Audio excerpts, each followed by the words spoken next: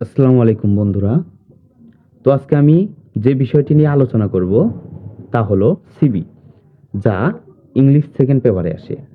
আর আমি সিভির একটা ফরম্যাট শিখাবো। এই একটা ফরম্যাটে আপনারা যে কোনো সিভি আসুক আপনারা অনায়াসেই লিখতে পারবেন। তো বন্ধুরা দেখুন, সিভি লিখতে প্রথমেই ডেট লিখতে হবে। ডেট মানে যে সময় লিখবেন ওই ডেটটা এখানে দিয়ে দিবেন, সময়টা দিয়ে দিবেন। তারপরে দ্য হেডমাস্টার। যদি আপনি কোনো স্কুলে যদি আপনি চাকরির জন্য আবেদন কিংবা অ্যাপ্লাই করতে চান তাহলে দ্য হেডমাস্টার। আর অন্য কোনো অফিসে যদি চাকরির জন্য অ্যাপ্লাই করতে পারেন বা চান তাহলে দ্য অথরিটি বা দ্য ম্যানেজার। ওই স্কুলের নাম, এখানে আমি এক্স স্কুল দিছি। এক্স বলতে এখানে যে যে স্কুলের নাম ওখানে দেয়া থাকবে সেই স্কুলের নাম। এক্স কোম্পানি বা যে যে কোম্পানিতে অ্যাপ্লাই করবেন সেই কোম্পানির নাম এখানে দিলেই হয়ে যাবে।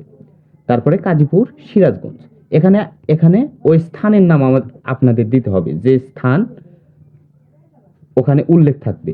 তারপরে subject, application for the post of, application for the post of A lecturer.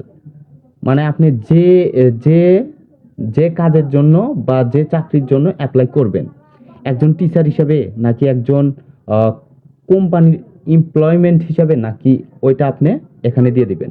ওইটা প্রশ্নেই দেওয়া থাকবে, প্রশ্ন থেকে তুলে দিবেন এখানে। তারপরে sir, I have read your advertisement in the daily star of 1 April 2025। এইটুকু আপনারা যে কোনো সিভি আসুক আপনারা অনায়াসে দিয়ে দিবেন। I am pleased to offer my service for the above mentioned post. My CV and photographs আর enclosed herewith for your kind consideration. আপনারা যে কোনো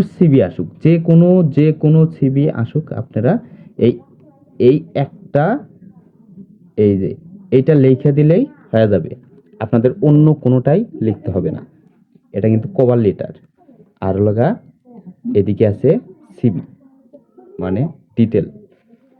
এখন দেখেন, আই উড এক্সপেক্ট, আমি আশা করব একটি কলের জন্য to prove my worth for the post, এই পোস্টের জন্য আমি আশা করব মানে কলের।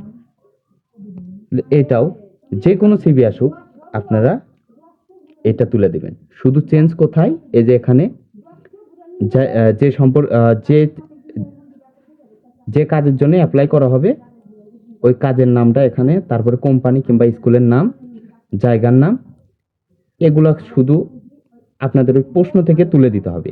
আর এখানে যা আছে এটা পড়লে যে কোনো সিভি আপনি লিখতে পারবেন। তারপরে ইওর ফেথফুলি, যে নাম দেওয়া থাকবে সে নাম, রহিম, সজীব, করিম, যে কোনো নাম দেওয়া থাকবে সে নামই লিখতে হবে। তারপর সিভি অফ রাহিম, রাহিমের সিভি। প্রথমেই name, name Rahim Ali, father's name Ratan Ali, mother's name Rina Begum, present address, permanent address, mobile number দিতে পারেন। ডেট অফ বার্থের এখানে অবশ্যই খেয়াল রাখতে হবে যে এটা কত সাল, 2025 সাল। তো 2025 সালে যদি চাকরিটা নেয়, 2025 সালে যদি চাকরিটা নেয় অবশ্যই তার চাকরির বয়স হতে হবে। চাকরি বয়স না হলে চাকরি কি সে নিতে পারবে? তাই ডেট দেওয়ার ক্ষেত্রে অবশ্যই খেয়াল রাখবেন। 2020 দিছি, তাহলে 25 বছর। 25 বছরে অবশ্যই সে অবশ্যই মাস্টার্স কমপ্লিট করছে অবশ্যই। ওকে, দেখেন। তারপর nationality Bangladeshi, religion Islam, marital status single. Education আপনি এসএসসি, এই যে SSC pass, HSC, BA, masters ইত্যাদি এগুলো দিলেই হয়ে যাবে। আর experience, I have been working as a English teacher in X high school. মানে এক্সপিরিয়েন্সটা কি, মানে আপনি এর আগে কোথাও এই কাজের দক্ষতা আছে কিনা ওইটা তুলে দেওয়া। দক্ষতা থাকলে দিবেন, না থাকলে দিবেন না। এক্স স্কুল বলতে যে স্কুলে কাজটা করছে বা চাকরি করছে সেই স্কুলের নাম, এক্স বলতে সেই স্কুলের নাম। তারপর সর্বশেষ ডেট অ্যান্ড সিগনেচার দিলেই কমপ্লিট।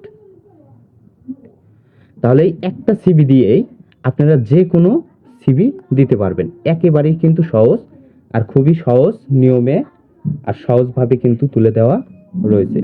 তো আপনারা অবশ্যই এটা পড়বেন। তো বন্ধুরা, আজকের ভিডিও এখানেই শেষ। আসসালামু আলাইকুম।